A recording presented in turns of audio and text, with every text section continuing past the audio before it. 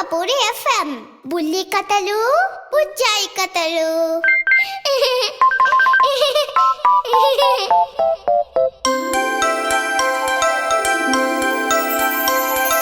చిన్ని పిల్లలు చిన్నారి పిల్లలు ఆడి పాడి పచ్చని వేళ మంచి మాటలతో చక్కగా హలరించి బుల్లి కథ వింటారా ఈ వేళ. వింటాం సింహపూరి ఎఫ్ఎం బుల్లి కథలు బుజ్జాయి కథలు.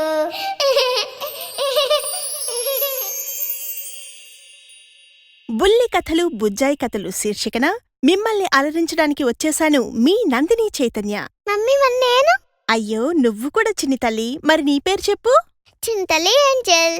మరి కథ విందామా?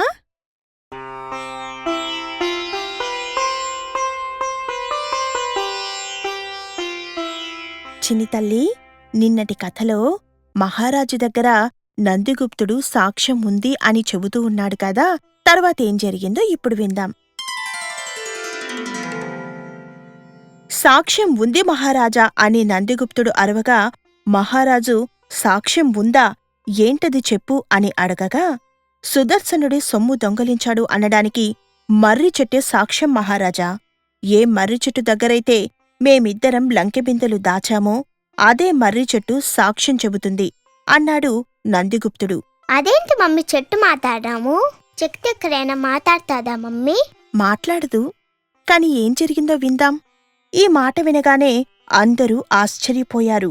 మర్రి చెట్టు మాట్లాడుతుందా, సాక్ష్యం చెబుతుందా? నందిగుప్తుడికి మతి చెల్లించలేదు కదా అని అనుకున్నారు. నేను మంచివాణ్ణి, నా మంచితనమే మర్రి చెట్టుకు మాటనిస్తుంది. నేను సత్యవంతుణ్ణి, నా సత్యమే మర్రి చెట్టును మాట్లాడేటట్టు చేస్తుంది. నేను అమాయకుణ్ణి, నా అమాయకత్వమే నాకంతా మంచి చేస్తుంది. రండి మహారాజా, మర్రి చెట్టును ఆశ్రయిద్దాం రండి అన్నాడు నందిగుప్తుడు. అప్పటికే చీకటి పడింది. రాత్రివేళ రాజు అంతఃపురాన్ని వీడరాదు. మంత్రులు చెప్పారా మాట. దాంతో రాజు ఇలా అన్నాడు, రేపు మంత్రి సామంతుల సహా మేము మర్రి చెట్టు దగ్గరికి వస్తాం. ఈ రాత్రి ఓపిక పట్టండి అంటూ కొలువు చాలించాడు రాజు. అక్కడ్నుంచి వెళ్ళిపోయాడు.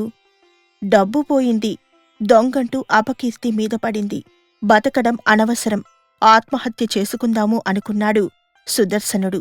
అంతలోనే ఆ ఆలోచనను మానుకున్నాడు. చనిపోతే దొంగనన్నది ఖాయమవుతుంది అనుకున్నాడు. కుటుంబ పరువు మర్యాదలు పోతాయి అనుకొని దుఃఖిస్తూనే నిద్రపోయాడు. నిద్రలేనిది నందిగుప్తునికే. చెట్టుచేత మాట్లాడించాలి, సాక్ష్యం ఇప్పించాలి. ఇప్పించకపోతే తన తల ఎగిరిపోతుంది. తలెగిరిపోవడమేంటి మమ్మీ? అవును చిని తల్లి, పూర్వకాలంలో రాజుల దగ్గర మనమెవరమైనా అబద్ధం చెప్పామనుకో, అది అబద్ధమని తేలితే రాజుకి కోపమొస్తే శిరచ్ఛేదనం చేస్తాడు తెలుసా? చిరుచ్ఛేదమా అంటే ఏంటి మమ్మీ? శిరచ్ఛేదనమంటే తల తీసేయడం అంటే చంపేయడం నాన్నా. అదే చెబుతున్నాడు నందిగుప్తుడు కూడా ఇక్కడ. రాజు ఆగ్రహించి ఎంతటి శిక్షకైనా వెనుకాడడు. ఇప్పుడెలా అని అనుకుంటూ మదనపడిపోతున్నాడు నందిగుప్తుడు. ముసలి తండ్రి గుర్తొచ్చాడు అప్పుడు. పనికిరాడని ముసలివాడిని పట్టించుకోక అతన్ని ఓ మూల గదిలో ఉంచాడు. ఇప్పుడు అతనితో అవసరం పడింది అనుకున్నాడు. వెంటనే అతని దగ్గరికి పరుగు తీశాడు. అయ్యా, నాకు సాయం చెయ్యాలి అని అడగగానే ఆ ముసలి తండ్రి, ఏంటా సాయం చెప్పు నాయనా అని అడిగాడు. ఆ మాటలకు నందిగుప్తుడు ఇలా అంటున్నాడు, ధనం మూలం ఇదం జగత్ అన్నారు పెద్దలు. అంటే ఈ జగానికి అంతటికీ డబ్బే మూలం అని అర్థం, అవునా? అలాగే డబ్బుకి లోకం దాసోహం అన్నారు. అంటే డబ్బున్నవాడి మాటే చెల్లుతుంది. అందుకని డబ్బు సంపాదించాలి. ఈ డబ్బు ఎలాగైనా సంపాదించాలి. దొంగతనం దోపిడీలు చేసైనా సంపాదనే ధ్యేయంగా బతకాలి. అక్రమంగా సంపాదించడం పాపం. తప్పన్నా సరే సంపాదించి తీరాల్సిందే. కావాలంటే అదే డబ్బుతో పాపాల్ని ప్రక్షాళన చేసుకోవచ్చు, తప్పుని ఒప్పు చెయ్యొచ్చు. ఏమంటావ్ అని అడగగా అసలు సంగతేంటో చెప్పరా అంటూ తండ్రి తలకొట్టుకున్నాడు. ఆ మధ్య అవంతి నగరానికి వెళ్ళి నేను సుదర్శనుడు బాగానే డబ్బు సంపాదించాం కదా, ఆ డబ్బంతా లంకెబిందెల్లో పెట్టి ఊరవతల ఉన్న మర్రి చెట్టు కింద దాచాం. ఎందుకు దాచామన్నది తర్వాత చెబుతాను. అయితే దాచిన ఆ సొమ్ముని సుదర్శనుడికి తెలియకుండా నేనే దొంగలించాను. మనింట్లోనే ఆ డబ్బంతా ఉంది. కాని సుదర్శనుడే దొంగలించాడని రాజుగారికి ఫిర్యాదు చేశాను. సాక్ష్యం కావాలన్నారు రాజుగారు. ఏం చెప్పాలో తెలియక మర్రి చెట్టే సాక్ష్యం చెబుతుంది అనేశాను. నేను మంచివాణ్ణి కాబట్టి నా సత్యగుణానికి ముచ్చటపడి మర్రి చెట్టు మాట్లాడుతుందని అన్నాను. ఇప్పుడు ఎలాగైనా ఆ చెట్టు మాట్లాడాలి. చెట్టు మాట్లాడనుమా? ఎలా మాట్లాడుతుంది అని అడిగాడు తండ్రి. చెట్టుకి నోరెక్కడిదిరా అని అడిగాడు. దానికి లేదు, నీకుందిగా, నువ్వు మాట్లాడు అన్నాడు నందిగుప్తుడు. నేనా అంటూ ఆశ్చర్యపోయాడు తండ్రి. అవును, నువ్వే మాట్లాడాలి. తెల్లారకుండానే నువ్వు వెళ్ళి ఊరవతల మర్రి చెట్టు త్వరలో దాక్కు. రాజుగారు వచ్చినప్పుడు వారడిగిన ప్రశ్నలకు సమాధానం చెప్పు. నీ సమాధానాలు అన్నీ నన్ను కాపాడేలాగే ఉండాలి అన్నాడు నందిగుప్తుడు. ఆ మాటలకు నోరెళ్లబెట్టాడు తండ్రి.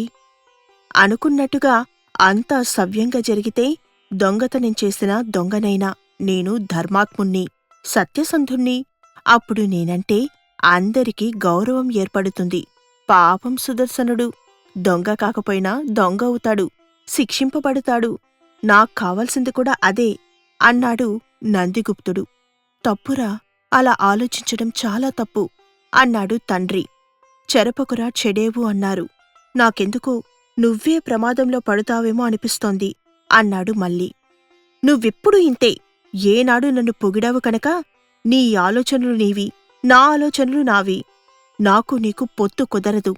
చెప్పక చెప్పక ఓ పని చెప్పాను, ముందు ఆ పని చెయ్యి, పదా అన్నాడు నందిగుప్తుడు చాలా కోపంగా తండ్రిని. వద్దు వద్దు అని తండ్రి మొత్తుకుంటూనే ఉన్నాడు. నోర్ముయ్, పద అంటూ నందిగుప్తుడు తండ్రిని వారించాడు. రానని మొండికేసిన తండ్రిని భుజాలమీదికి ఎత్తుకొని రాత్రికి రాత్రే ఊరి చివరకు చేరుకున్నాడు. మర్రిచెట్టు తొర్రలో తండ్రిని ఉంచాడు.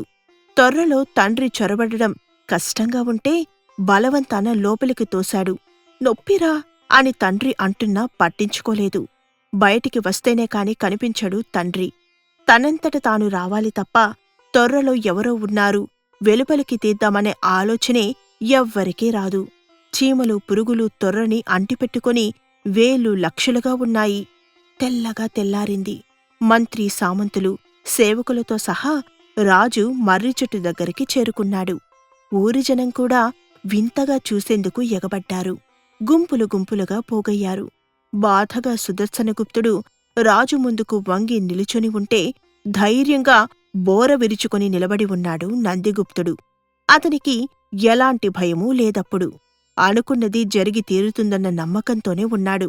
ఆ నమ్మకంతోనే ఇలా అంటున్నాడు. అడగండి మహారాజా, చెట్టుని సాక్ష్యం చెప్పమనండి. ముందు జరిగిందంతా చెట్టుకు వివరించండి అంటూ ఆజ్ఞాపించాడు మహారాజు. అక్కర్లేదు మహారాజా, టూకీగా చెబితే చాలు అన్నాడు నందిగుప్తుడు. జరిగిందంతా టూకీగా చెప్పాడు చెట్టుకి. ఇప్పుడడగండి మహారాజా అని అడగగా, ఈ ఇద్దరు మిత్రులు ఇక్కడ నీ కింద దాచిపెట్టిన డబ్బు ఏమైంది? ఎవరు దొంగలించారు? నిజం చెప్పు అని చెట్టుని అడిగాడు మహారాజు. గాలికి ఆకులు గలగలలాడయ్యే కాని సమాధానం రాలేదు. చెట్టు తల్లి, నిజం చెప్పు అంటూ రెట్టించాడు మహారాజు. అయినా సమాధానం లేదు. కోపం వచ్చింది నందిగుప్తుడికి. నిన్నే, నిజం చెప్పు అంటూ గట్టిగా గద్దించాడు నందిగుప్తుడు. లేకపోతే అని బెదిరించాడు. దాంతో అప్పుడు చెట్టు త్వరలో దాక్కుని ఉన్న నందిగుప్తుని ముసలి తండ్రి ఇలా పలికాడు. ఆ డబ్బంతా సుదర్శనుడు దోచుకొనిపోయాడు. ఓ అర్ధరాత్రి వచ్చి పట్టుకునిపోయాడు. వినవచ్చిన ఆ మాటకి మంత్రి సామంతులు సేవకులతో సహా మహారాజు కూడా ఆశ్చర్యపోయాడు. చెట్టే మాట్లాడిందని వింతపడ్డారు. సుదర్శనుడు నమ్మలేకపోయాడు. తప్పుని తనమీద నెడుతూ ఉన్నా చెట్టుని సంశయంగా అనుమానంగా చూస్తూ ఉన్నాడు.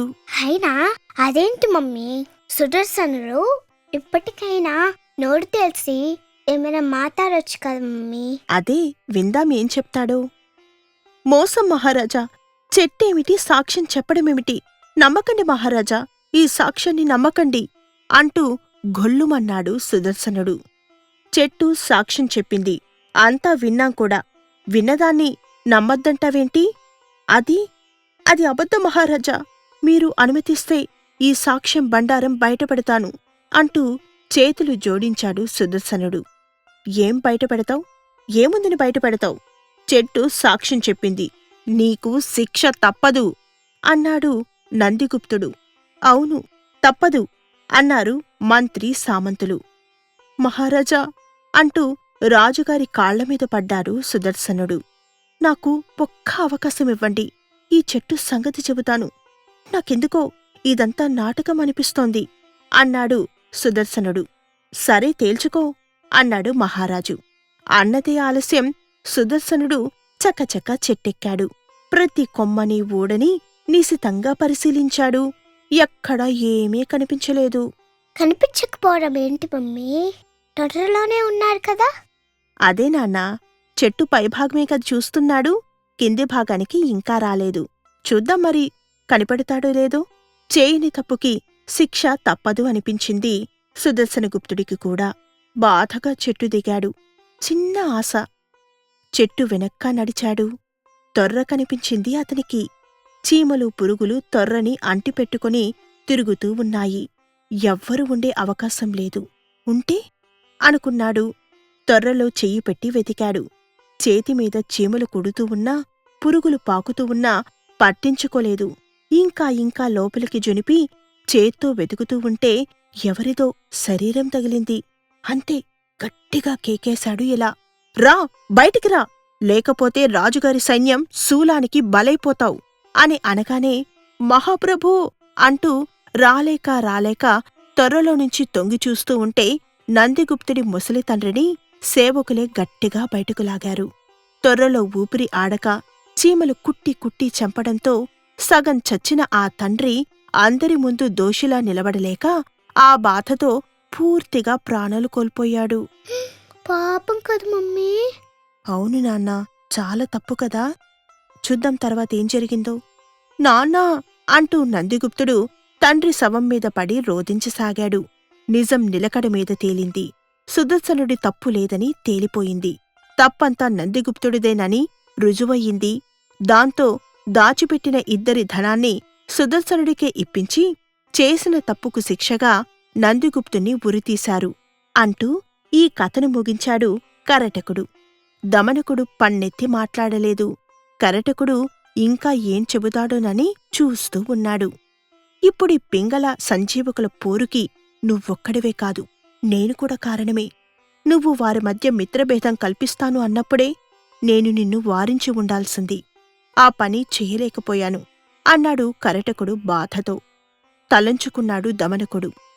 పాపం, సంజీవకుడి నీకు ఏ అపకారం చేశాడని పింగళకుడికి బలిపెట్టావు? తప్పు, అన్యాయానికి పాల్పడ్డావు. నీకు కూడా ఉండి నేను ఈ పాపంలో పాలు పంచుకున్నాను. చేసిన పాపం ఊరకనే పోదు, తిప్పికొడుతుంది ఏ రోజైనా. అదెలాగో ఇంద్రపాలకుడి కథ చెబుతాను విను అన్నాడు కరటకుడు. ఆ ఇంద్రపాలకుడి కథేదో రేపు విందాం, సరేనా?